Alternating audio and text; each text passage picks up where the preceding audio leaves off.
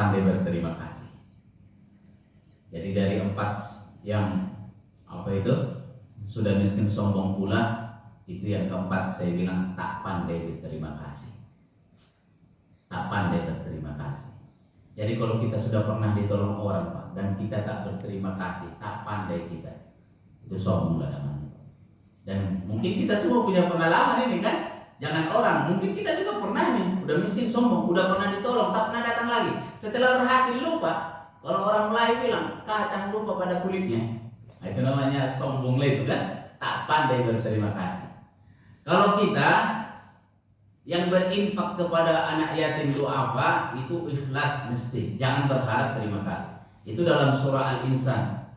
Innama nut'imukum liwajhillahi la nuridu minkum jazaa'an wala syukur. Kami berikan kalian makanan, kami bimbing kalian, kami biayai kalian, tak mengharap apapun. Bahkan ucapan terima kasih pun tak berharap. Dan saya sampai hari ini tak sanggup, saya belum mampu saya itu tak sampai. Jadi kalau anak-anak tak ucapin terima kasih, sakit masih di sini. Kasih mengharap kita, padahal mestinya jangan harap. Kemarin itu kita siapkan satu kado, kita kirim pesantren di daerah Lebak sana. Hampir 7 tahun, mulai dari SD kita biayai dia, kita bimbing dia, lulus SD, SMP, SMA-nya di pesantren 7 tahun di sana, dengan harapan dia menjadi kader lah kalau pulang. Kalau saya bilang ihsa kedua, tapi begitu dia punya ihsa dua dia, kenapa? Supaya dia salah satu kader terbaik kita. Artinya apa? Kita support hampir 100%, katakanlah 90% seluruh yang kita support. Saya antar ke sana sama Pak Yanto dulu ngantar kita Pak. Sama Pak Yanto kita angkat ke pesantrennya, ketemu sama kiainya. Dan harapan apa? Lulus nanti dari sana, mengabdinya di sini, kita kuliahkan, harapannya begitu. Nah, inilah salah satu kader dan itu orang sini. Ternyata pulang dia, ya Allah, borat. Udah pulang, oke, kita daftarkan kuliah dia ikut. Umul Qura Islam, kuliah kita biayai. Tinggal di sekolah, bimbing anak-anak. Ternyata tidak sesuai dengan harapan. Saya bilang kau tak pandai berterima kasih. Tak mau dia mengaku. Karena katanya punya pikiran yang lain, dia akan begini. Wah, kalau itu berbulan-bulan juga. Itu sedihnya saya itu berbulan. Sedih sekali. Nah, kasih peringatan lagi. Kau tahu diri apa tidak? Kau orang miskin, kau yatim, saya sekolahkan, saya biayai bertahun-tahun, sekarang sudah lulus dan sekarang kau dikuliahkan. Nah, berpikirlah, kau sekarang waktunya wajib mengabdi. Bikinnya pelanggaran supaya dia dikeluarkan. Sakitnya di sini. Oke, keluar dan jangan pernah injak lagi dinamika umat. Pergilah.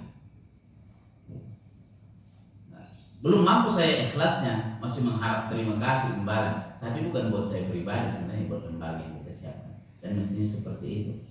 Kalau kita dapat beasiswa dari satu lembaga, kita wajib mengabdi di lembaga itu kan kewajibannya. Tapi tidak. Dan saya belum mampu. Dan sedikit sekali yang bersyukur. Walaqad makkannakum fil ardi wa ja'alna lakum fiha ma'aish qalilan ma tashkurun. Sungguh kami benar-benar telah menempatkan kamu sekalian di bumi dan kami sediakan di sana bumi penghidupan untuk kamu, akan tetapi sedikit sekali kamu yang pandai bersyukur. Sedikit sekali orang yang pandai bersyukur. Qalilan ma tashkurun. Dan mudah-mudahanlah jangan sampai kita tidak masuk yang sedikit ini. Ya Mas Ali ya. Mudah-mudahan Eceku kita termasuk yang sedikit lain. Mudah-mudahan kita termasuk yang sedikit ini. Qalilan ma tashkurun, termasuk yang sedikit dan bersyukur. Ada satu hadis yang sangat indah. Lam yashkur qalil, lam yashkuril qalil, lam yashkur katsir. Siapa yang tak mampu, yang tidak bersyukur terhadap yang sedikit, dia tidak akan mampu bersyukur kepada yang banyak. Wah, saya senang sekali yang ini. Jadi kalau orang tak mampu bersyukur yang kecil, dia tak mampu bersyukur yang besar. Jadi kalau jadi ketua RT tak bersyukur, tak bisa jadi ketua RW. Kira-kira gitu kan? Ketua RW tak bersyukur, tak mampu, tak bisa jadi kepala desa. Meningkat ke atas. Jadi kalau nasi sebiji tak tak bersyukur terhadap nasi sebiji, nah takkan tak bersyukur nanti nasi sebaskom. Tak bersyukur nasi sebaskom, tak bersyukur nasi sekarang.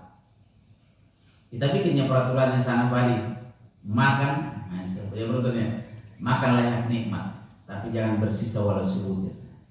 Minumlah yang nikmat, jangan bersisa walau setetes. Ini kan ajaran orang tua kita dulu ini kan Pak, supaya bersyukur. Satu biji nasi itu karunia dari Allah. Panjang jalannya ini, dan jadi beras jadi nasi satu biji.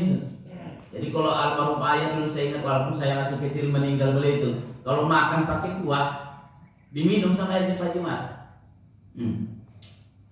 Gak ada sisanya satu pun. Dan itulah ajarannya kan. Dan kalau minum itu habis. Itulah tandanya bersyukur. Kita sekarang makan bersisa jadi piring tuh. Minum kan bersisa. Apalagi kalau kondangan gratis kan. Itu main buang-buang aja. Saya kan tak berdosa kalau makan buang-buang itu. Apalagi kalau orang Batak kalau makan. Oh, berserakan dibikinnya situ. Kemarin 2 bulan 3 bulan lalu itu giliran saya lah tempat arisan orang kampung kita sana, Labuan Batu Selatan. Saya sudah mikir yang paling berat ini hanya 2, masalah makan berantakan sama merokok. Mana ada ceritanya orang Batak sama merokok? Nah, saya bilang ada 2 peraturan. Begitu datang kumpul, senanglah aku saudara-saudara dari kampung Labuan Batu Selatan di sini. Bangga aku. Tapi mohon maaf, ini ada 2 peraturan di sini yang paling penting. Yang pertama, dilarang merokok. Kata dia langsung kan, ini kan tak sedapnya kurasa, kata dia. Ini tak sedap kurasa. Itu yang pertama, karena ini sekolah, murid banyak. Kalau mau merokok nanti, keluar dari pagar, sana berdiri itu. Susah lah kita kalau ini banyak kali peraturan. Yang kedua, kalau makan bersisa 1 biji 1.000. Wah, tak ada kan? Di sini makan tak boleh bersisa, minum tak boleh bersisa. Nanti kalau habis makan, siapa yang bersisa 1 ini? 1.000. Sudah salah pilih tempat lagi dia salah pilih tempat lagi. Begitu makan, yang satu bilang, makan yang benar kau, jangan bersisa 1.000 nanti. Wah, main dan kata dia belum pernah makan bersih macam ini katanya. Begitu selesai, coba cek lagi, panitia cek mana piringnya bersisa, sanksi. Saya bilang pokoknya kalau pergi nanti saya akan beras tinggalin, jangan. Kata dia pusing lagi kami kalau ke sini katanya tak boleh merokok, makan pun tak boleh bersisa, habisin. Dan pasti sebelum pulang tinggalkan infak makan buat anak-anak yang di sini. Jangan cuma kita aja yang makan. Banyak kali lah peraturan kalau di sini katanya kan. Allah yang karim. Jadi lam yashkur qalilan, lam yashkur katsiran. Ini penting sekali insyaallah. At-tahaddus bi ni'matillah syukur. Mengungkapkan, menyebutkan, menampakkan nikmat Allah itu adalah kesyukuran, wa tarkuha kufrun, dan menyembunyikannya adalah kekufuran. Wal jama'atu rahmatun, berjamaah itu rahmat, wal furqatu azab, berpecah belah itu adalah azab. Dan inilah kemarin sudah saya tulis juga, tak pandai berterima kasih. Jadi beberapa tulisan ini berangkai. Saya hanya mampu begini sebagai dakwahnya, mudah-mudahan bertambah ilmu, bertambah paham, insya Allah jadi berkah. Karena pada akhirnya ini juga, jadi setiap kita punya kelebihan, keahlian, maka berdakwahlah kita dengan kelebihan itu, dan itulah bekal kita nanti akan kembali kepada Allah Subhanahu wa Ta'ala. Inilah kalau sore hari di sana Pak, mohon doanya sore hari anak-anak jam 5 sudah menghafal Quran. Memang tidak banyak, sedikit-sedikitnya, karena sekolah kita bukan sekolah tahfiz. Mereka pelajarannya banyak, tapi setidaknya kalau sore hari terdengarlah ayat-ayat suci Al-Quran di sana berkumandang. Ini ada di saung, dan peraturannya begitu Pak Jerman, satu saung hanya maksimal 3 orang. Begitu ada 4 orang, 4 jadi sanksi 5.000 satu orang. Enggak begitu Pak, 5 orang itu di situ. Megang Qurannya Ustaz, tapi mengobrol orang itu. Ini kalian ini. Padahal waktu menghafalnya hanya dari jam 5 sampai maghrib. Itu pun masih ngurumpi aja orang. Nggak boleh. Satu tempat yang ini saung hanya 3 orang. Kemarin begitu saya datang, berenam orang tuh. Berapa sanksinya? Nggak bisa ngelak lagi karena saya naik motor dari bawah. Nggak sempat kabur. Kemarin sudah dibilang hanya 3 orang kalian berenam, berarti 5.000 satu orang. catat, Ustaz. Besoknya saya datang, set, cakap, cuma berdua, maksimal bertiga. Kita tiba-tiba peraturannya. Ya Allah, ternyata memang tidak mudah. Ini kesimpulannya yang tadi, Bapak sekalian, jadi 4 tanda sudah miskin sombong pula. Yang pertama adalah enggan berdoa kepada Allah. Yang kedua, malas mengerjakan tugas. Yang ketiga, suka melanggar aturan. Dan yang keempat, tak pandai berterima kasih. Mudah-mudahan kita tidak masuk di dalamnya. Kalau ada, mudah-mudahan pula sangguplah kita mohon kepada Allah. Semoga Allah menolong kita. Dan Rasulullah mengajarkan kepada kita, jangan sampai ada kesombongan dalam diri kita. Orang kaya saja sombong, Allah tak suka. Apalagi kalau miskin. Ya bagus ya. Orang kaya aja sombong, Allah tak suka. Apalagi orang miskin yang sombong. Kalau kaya sombong, dia ada yang disombongkan. Ini miskin, tak ada yang disombongkan. Itu pun masih sombong kan? Dengan cara ini ya sombong. Dan salah satunya adalah kita malas. Karena Rasulullah mengajarkan, Allahumma inna na'udzubika minal hammi wal hazan, wa na'udzubika min ajazi wal kasal, wa na'udzubika minal juhudi wal bukhal, wa na'udzubika min ghalabatit daini wa dhuhr rijal. Salah satunya adalah kita berlindung dari segala kelemahan dan kemalasan. Semoga tausiah yang singkat ini mengingatkan kepada kita semua, insya Allah jangan sampai kita wariskan kemalasan ini, kesombongan ini kepada anak-anak kita. Orang kaya yang sombong ada segelintir, sekecil apapun kesombongan Allah tak suka. Nah apalagi kalau yang miskin sombong. Namun demikian tak boleh berhenti kita untuk menolong mereka, tetap berbuat baik. Kalaupun yang kita tolong itu tak baik kepada kita, kita tetap menjadi baik. Jangan pernah berhenti kita berbuat baik karena yang kita tolong itu tak berbuat baik. Yakinlah setiap kebaikan yang kita lakukan pasti ada balasannya dari Allah Subhanahu wa taala. Hal jazaa'ul ihsan illal ihsan. Ini baru sudah hafal surah Rahman ini, langsung disambung. Hal jazaa'ul ihsan illal ihsan.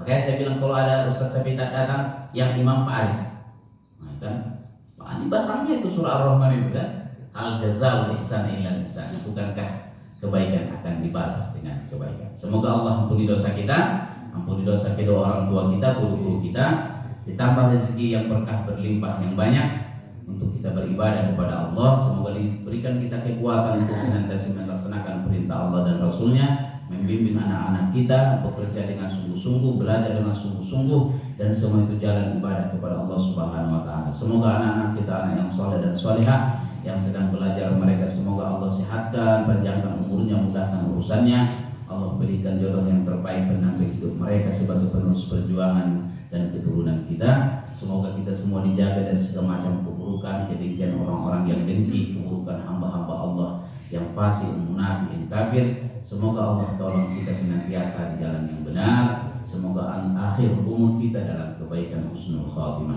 Ala hadhihi ni'mah wa likulli shalihah wa ila hadratin Nabi Mustafa Muhammadin sallallahu alaihi wasallam bi barakatil Fatihah.